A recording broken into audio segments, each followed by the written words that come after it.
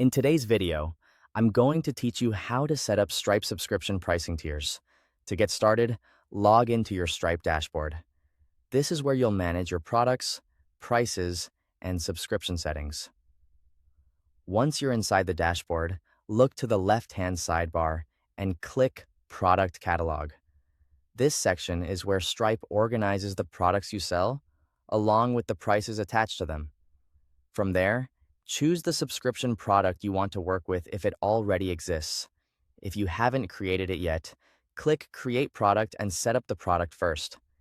The important idea here is that your subscription tiers will usually live under one product, with multiple recurring prices connected to it.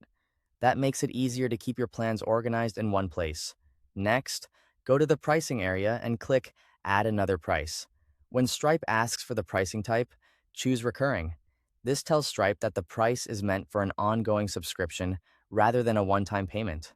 After that, enter the billing amount and choose the billing interval, such as monthly or yearly, depending on how you want customers to be charged. If you're offering more than one subscription tier, repeat that same process for each option you want to create. For example, you might set up a basic tier, a pro tier, and a premium tier. Each tier should have its own recurring price, so customers can be subscribed to the exact plan you intend.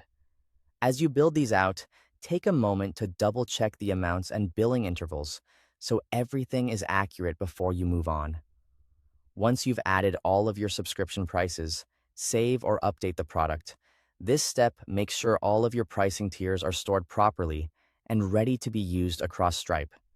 It's a good habit to review the product one more time after saving, especially if you've added several plans, just to confirm that each recurring price appears the way you expect.